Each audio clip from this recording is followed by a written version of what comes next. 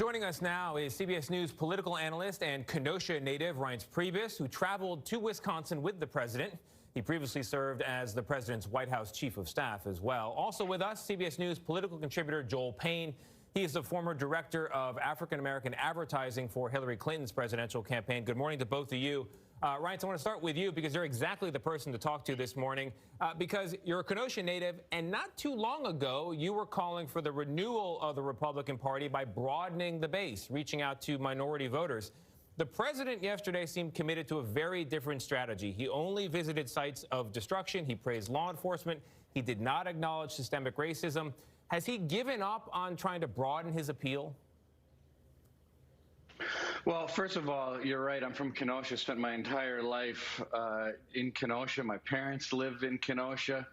I think yesterday was really, for Kenosha itself, more of a thank you for freeing and saving the city of Kenosha. And I can tell you, it's not spin. People were very afraid in Kenosha. Businesses were burned down. People were locking their doors in their houses, putting kids in basements, getting their hunting rifles out because they were scared for their life. And I think that while many of the things you're saying are important, and I'm happy to get to those, I think you're missing in your intro at the 7 o'clock hour, your intro here, you are missing and dismissing the fear that people have in this country for wild violence put on by people who are coming out of town, destroying cities and businesses, and it needs to be addressed. First, Mr. Priebus, and do things like the Jacob Blake shooting need to be addressed? Absolutely. But you can do both things. You can address the issues. I agree you can do both things. That is exactly the point. Right. Doing both but your things. Setup the president is ridiculous. This has nothing to do with broadening the base of the Republican Party. Yes, the Republican Party needs to add. They need to multiply. They can't subtract people out of the room, and they need to talk to people of all races, all backgrounds, and talk about the issues that matter in America. Well, Mr. Priebus, you can do both things, and my question pertains to why the president has not been doing both things. He's talking only to one side of this issue and not acknowledging the grievances of the many thousands of peaceful people in the streets, not only in Kenosha, but in cities all across the country. I want to bring in Joel right now to get his reaction to what you've just said, Reince, and also to talk about the president's strategy overall versus Joe Biden's. Joel, what do you think? Well, I think, Tony, I think your lead-in makes sense. I do think the president needs to be talking to both sides. I think that's what the moment calls for, right? It's presidential leadership. And we actually see that the strategy that the president and his allies have been trying to deploy here, which is to make this about violence when we know that violence is down across the nation. It's up in some cities, but it's down broadly across the nation. It's not working. National polls have come out today have shown that the president did not get any bounce from the RNC where they talked about this issue ad nauseum.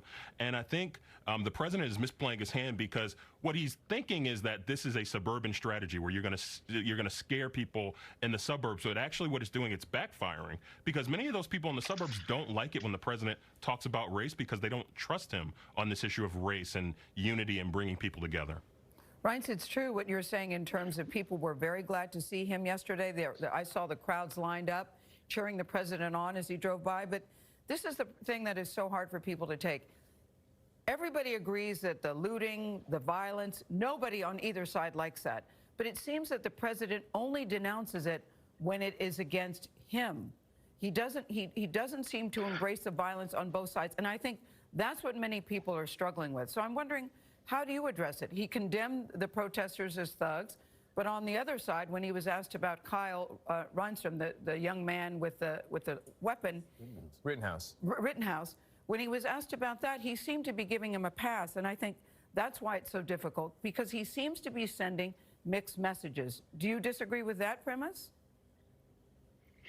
I think, look, well, first of all, there's a lot of things you said there, Gil. First of all, I think he's very focused on Portland. I don't think anyone thinks he's politically going to do much in Oregon, but he's very fixed on Portland. He wants the people in Portland to do what the people in Kenosha and Wisconsin did by asking for help and having people work together. So I do think it's across the board. I've never seen anything in my life. I've been doing politics in Kenosha since I was 16. I've never seen the city of Kenosha, which is 65% Democrat, line the streets, 99% of the people saying thank you. I'm sure a lot of Democrats are out there too. But I do think he addresses it in his way when he says, look, I know that there are bad apples in the police force. Am I willing to say that there is a systematic, across the board racism within our police? I think that's a road too far. The last thing I'd say is, even on CBS This Morning, you had the Attorney General of Wisconsin on your air, and he wouldn't condemn the police because he's got an ongoing investigation to find out what in the world happened. How could it be possible for a police officer to shoot someone in the back 7 times? I mean, the clip itself seems impossible to accept, but at the same time, they have to do an investigation. I don't know if there's some wild piece of evidence here that might make this make sense, but it's horrific.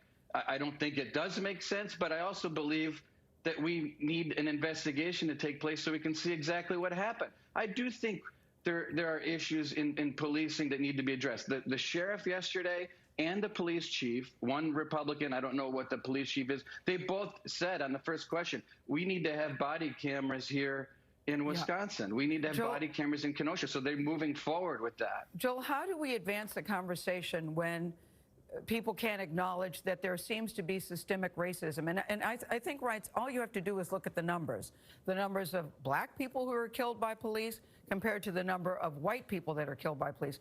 Clearly, there's a problem, and it's always reduced to there are just a few bad apples. Nobody wants any bad apples, and people want justice. They want people, and when it does happen, they want police to be held accountable. And heretofore, that does not seem to be the case. And I think that's why it's so frustrating. But Joel, I want you to pick up the question about systemic racism, because the two sides are so far apart on this. Yeah, obviously there's systemic racism, and I think the president is holding on to this talking point of not wanting to acknowledge that because he knows that law and order, that police, that support for the police across the board is an important issue to his base, and I think he doesn't want to harm his political base. But what he is not realizing is that the moment calls for presidential leadership, which occasionally calls for you to talk to your supporters about changing their attitudes. And the president has not shown that he has the ability to do this. And by the way, he has tried to push Joe Biden into a place that he's uncomfortable, and I actually think that backfired because we saw Joe Biden very forcefully talk about the looters and the protesters, or rather the looters and the violent protesters being wrong, but also addressing those systemic issues there. So Joe Biden is showing you can do both. Donald Trump has no interest in doing both. Yeah. All right, Reince Priebus and Joel Payne, thank you both very much. Very interesting conversation.